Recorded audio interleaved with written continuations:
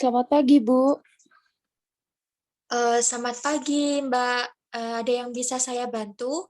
Ada, Bu. Jadi begini, kan semenjak COVID ini, sekolah daring, sehingga aktivitas saya itu terbatas. Nah, yang saya dilakukan di rumah itu hanya duduk, tiduran, makan, dan ngemil. Terus, saya itu lebih menyukai makanan yang asin-asin. Terus jadinya, saya itu kurang nyaman gitu sama kesehatan saya. Nah, di bagian tengkuk saya itu, sering terasa berat gitu, Bu. Gimana ya, Bu? Baik, sebelumnya saya izin ini ya, Mbak, meminta datanya terlebih dahulu. Baik, ini dengan Mbak siapa? Mbak Vivi, Baik, Mbak Vivi. Usianya berapa tahun? 20 tahun, Bu. 20 tahun. Kemudian untuk alamatnya, Magelang, Bu. Magelang ya. Baik. Iya. Mbak Vivi, sebelumnya apakah keluarganya mempunyai ini riwayat hipertensi? Iya, ada, Bu. Kalau ada, ini ya Mbak, saya lakukan pemeriksaan terlebih dahulu. Jadi nanti saya akan lakukan pemeriksaan tekanan darah, kemudian suhu, dan juga ini protein urin. Iya, Bu. Baik, saya izin mempersiapkan alatnya terlebih dahulu ya. Iya, Bu.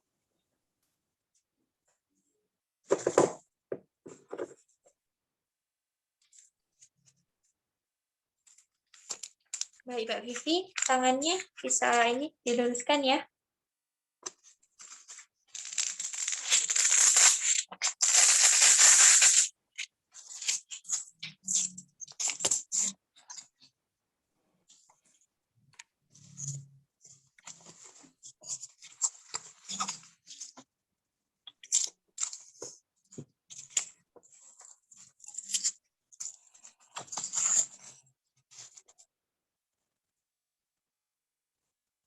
Baik, sebentar ya Mbak. Iya, Bu.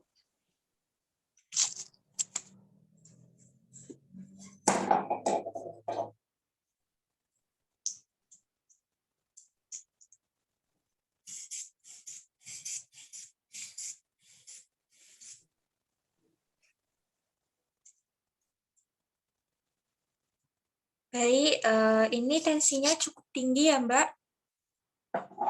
Berapa ya, Bu? 50 per 100. Jadi tensi Mbak Vivi ini tinggi. Terus kemudian saya lakukan pemeriksaan lagi. Untuk pemeriksaan selanjutnya adalah pemeriksaan suhu tubuh.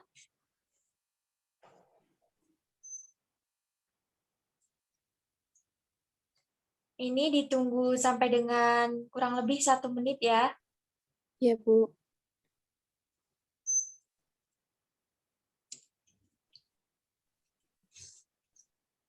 Kita tunggu.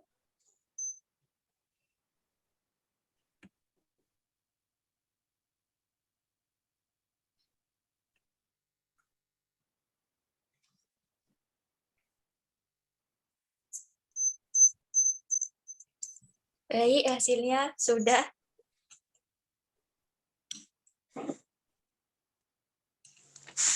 Hasilnya ini ya Mbak, untuk suhunya normal yaitu 37 derajat Celcius.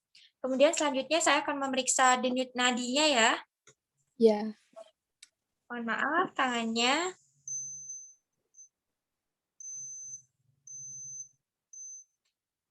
Baik, hitung selama 1 menit penuh. Ini 80 kali per menit ya Mbak hasilnya. Iya, Normal. Bu. Baik, selanjutnya saya lakukan pemeriksaan protein urin ya Mbak. Iya, Bu.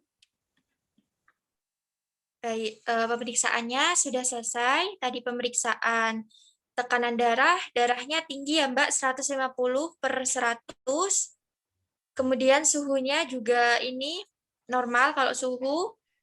37 derajat Celcius, kemudian nadinya juga normal 80 kali per menit, dan kemudian setelah dilakukan pemeriksaan laboratorium urin, protein urin dan diperoleh hasil urin nampak keruh dan terdapat butir-butir dalam urin tersebut, yang artinya Mbak Vivi ini positif 2 dengan diagnosa hipertensi ya Mbak. Iya, Bu. Terus, lalu saya harus bagaimana ya, Bu? Jadi Mbak Vivi perlu mengetahui terlebih dahulu apa sih itu hipertensi. Baik, jadi hipertensi itu adalah penyakit yang meningkatkan tekanan darah di atas nilai normal. Ya, Kak, share screen, Kak. Nanti diedit bisa kan? Elak lupa di share screen. Share screen doang. Oh. Nih, bentar ya, aku ulang kata-katanya. Nanti dipotong. Baik, selanjutnya saya akan melakukan share screen terlebih dahulu ya, Mbak. Iya, Bu.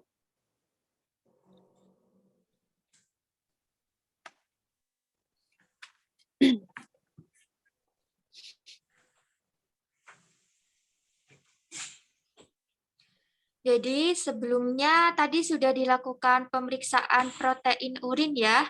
Jadi pemeriksaan protein dalam urin ini bertujuan untuk mengetahui komplikasi atau adanya preeklamsia atau hipertensi pada seseorang dan bisa juga pada ibu hamil yang seringkali menyebabkan masalah dalam kehamilan maupun persalinan dan terkadang menyebabkan kesakitan dan kematian. Terus kemudian Mbak Vivi tadi kan mengalami hipertensi ya. Jadi Iya, Bu. sebelumnya harus mengerti terlebih dahulu apa sih itu hipertensi. Jadi hipertensi itu adalah penyakit yang meningkatkan tekanan darah di atas nilai normal. Kemudian menurut American Society of Hypertension atau ASH, jadi hipertensi adalah suatu sindrom atau kumpulan gejala kardiovaskuler yang progresif akibat dari kondisi lain yang kompleks dan saling berhubungan. Kemudian komplikasi yang dapat terjadi akibat hipertensi adalah penyakit jantung koroner, kemudian gagal jantung, stroke, kemudian juga bisa gagal ginjal kronik dan retinopati. Kemudian apa sih penyebab dari hipertensi ini? Sebenarnya belum ada penyebab pasti sampai saat ini, belum dipastikan begitu. Namun dari dampak dari hipertensi ini mengakibatkan morbiditas yang memerlukan penggunaan serius dan mortalitas yang cukup sehingga hipertensi itu disebut the silent killer. Terus kemudian bagaimana sih cara mencegah hipertensi ini? Jadi hipertensi itu bisa dicegah dengan perubahan pola makan yang pertama. Terus pola makannya tuh apa aja? Yaitu meningkatkan asupan nutrisi dari kacang-kacangan, terus kemudian ikan salmon itu lebih baik ya Mbak. Iya. Terus kemudian perbanyak juga konsumsi buah, sayur, dan produksi susu yang rendah lemak. Mbak Vivi sering konsumsi susu nggak ini di rumah? Jarang, Bu. Nanti ditingkatkan lagi ya untuk Iya. konsumsi susu, buah, kacang-kacangan, sayur kayak gitu. Terus kemudian yang kedua olahraga rutin. Mbak Vivi suka nggak di rumah itu olahraga? olahraga juga jarang, Bu. Pantas ya. Jadi nanti bisa ditingkatkan lagi olahraganya. Jadi olahraga yang rutin itu dapat mencegah tekanan darah tinggi atau hipertensi. Iya, Nah, Bu. olahraga yang disarankan apa saja sih? Nah, olahraga yang disarankan itu adalah jenis aerobik, senam aerobik, seperti jogging juga, terus berenang, bersepeda, ataupun senam. Nah, cara melakukannya itu minimal 30 menit sebanyak 3 kali sampai dengan 5 kali dalam seminggu. Nah, dengan begitu jantung akan terlatih dan sehat sehingga hipertensi itu dapat dicegah. Nah, selanjutnya yang ketiga itu mengurangi dan membatasi konsumsi makanan yang tinggi garam. Tadi kan Mbak Vivi bilang ya, Mbak Vivi suka sekali dengan makanan yang asin-asin. Iya. Nah, jadi itu mungkin salah satu penyebabnya. Jadi, Mbak Vivi ini cara mencegahnya harus membatasi konsumsi garam dan juga dapat mencegah tekanan darah tinggi eh, karena garam ini bersifat menahan cairan.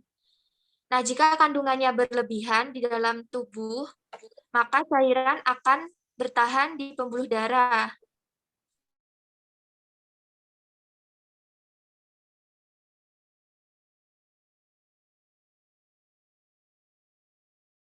Iya, Bu. Terus kemudian eh, ada lagi nih, istirahat yang cukup. Jadi Mbak Vivi nanti ini harus istirahat yang cukup. Jadi cara mencegahnya Mbak Vivi harus istirahat yang cukup, jangan sampai kelelahan. Misalkan kurang tidur. Mbak Vivi ini kan mahasiswa ya Mbak? Iya, Bu. Jadi Mbak Vivi ini kan mahasiswa. Jadi nanti mungkin Mbak Vivi ini kurang tidur ya karena banyak tugas, deadline-nya juga ini kan mepet. Jadi Iya, Bu. karena kurang bisa menjadikan tubuh Mbak Vivi ini mengalami stres, kemudian tubuh pun akan memproduksi kortisol atau hormon stres. Nah, hormon tersebut memiliki efek meningkatkan tekanan darah dan produksi gula di tubuh. Nah, produksi kolesterol serta produksi asam lambung dan efek tersebut yang akan meningkatkan tekanan darah. Nah, selanjutnya ada manajemen cegahannya. Mbak Vivi ini bisa memanajemen stres yang bisa memanage stres. Jadi Mbak Vivi jangan terlalu mikir sudah dijelaskan tekan. Kalau ini terjadi terus menerus, efeknya nantinya akan bersifat permanen sehingga tidak hanya lagi terjadi terdiagnosis hipertensi yang permanen gitu ketika melakukan cek kesehatan. Maka dari itu cara mencegahnya manajemen stres. Jadi Mbak Vivi ini harus pandai-pandai memanajemen stres itu ya Mbak. Iya, Bu. Baik. Terus kemudian cara pencegahannya yang ketujuh ada ini. Mohon maaf, yang keenam tadi maksudnya ya. Iya. Ada hindari merokok dan alkohol. Saya yakin Mbak Vivi enggak ini ya, enggak merokok Tidak, dan Bu. juga enggak alkohol. Terus kenapa sih kok ini rokok dan alkohol meningkatkan resiko ini hipertensi? Karena penumpukan plak di dinding pembuluh darah. Jadi saat rokok dan meminum alkohol itu akan terjadi penumpukan plak dan plak di bagian pembuluh darah, sehingga menyebabkan penyempitan, akibatnya terjadilah ini tekanan darahnya meningkat. Begitu, terus kemudian ada selanjutnya ada periksa kesehatan secara rutin. Nah, Mbak Vivi ini juga sudah bagus, sudah mau memeriksakan diri gitu ke tenaga kesehatan seperti sekarang ini. Jadi harus periksa kesehatan secara rutin. Nah, hipertensi ini dikatakan diam-diam bisa membunuh seperti yang saya jelaskan tadi ya, pengertiannya ada hipertensi itu bisa diam-diam membunuh atau disebut juga dengan silent killer. Nah, karena sering tidak menimbulkan gejala, karenanya kita sangat disarankan untuk melakukan cek kesehatan rutin ketika sudah memasuki usia 30 tahun sebagai deteksi penyakit, salah satunya adalah tekanan darah tinggi. Baik, untuk cara pencegahannya itu ya Mbak ya, Iya, Bu. ada 7 tadi ya kurang lebihnya. Terus kemudian faktor apa saja sih yang mempengaruhi hipertensi ini? Mohon maaf itu tulisannya salah ya Mbak ya. Itu sebenarnya hipertensi bukan hiperemesis. Iya. Jadi faktor yang mempengaruhi hipertensi itu sama mirip sih seperti pencegahan ya Mbak. Nah, Iya. pada umumnya hipertensi tidak mempunyai penyebab yang spesifik. Hipertensi terjadi sebagai respon peningkatan kardiak output atau peningkatan tekanan perifer. Namun ada beberapa faktor yang mempengaruhi terjadinya hipertensi. Nah, yang pertama itu ada genetik. Jadi tadi kan sudah ini ya, Mbak Vivi, faktor genetik. Mbak Vivi keluarganya ada yang ini Hipertensi. apa tadi? Nah, ada yang hipertensi. Jadi itu merupakan faktor genetik. Nah, adanya faktor genetik pada keluarga tertentu itu akan menyebabkan keluarga itu mempunyai resiko penderita hipertensi. Nah, hal ini berhubungan dengan peningkatan kadar sodium intraseluler dan rendahnya rasio antara potasium terhadap sodium. Individu dengan orang tua dengan hipertensi mempunyai resiko 2 kali lebih besar untuk penderita hipertensi daripada orang yang tidak mempunyai keluarga dengan riwayat hipertensi. Kemudian yang kedua ada obesitas. Nah, berat badan merupakan faktor determinan pada tekanan darah pada kebanyakan kelompok etnik di semua umur. Nah, Mbak Vivi jadi ini ya harus pola makannya dijaga jangan sampai kelebihan ini berat badan. Karena itu salah satu pemicunya, begitu ya. Iya, Bu. Nah, perubahan fisiologis ini dapat menjelaskan hubungan antara kelebihan berat badan dengan tekanan darah, yaitu terjadinya resistensi insulin dan hiperinsulinemia. Nah, aktivitas saraf simpatis dan sistem renin-angiotensin dan perubahan fisik pada ginjal. Terus selanjutnya jenis kelamin. Jadi ada jenis kelamin. Nah, prevalensi terjadinya hipertensi pada pria dan wanita itu pada jenis kelamin. Namun kalau pada wanita itu terlindung dari penyakit kardiovaskuler sebelum menopause. Salah satunya adalah penyakit jantung koroner.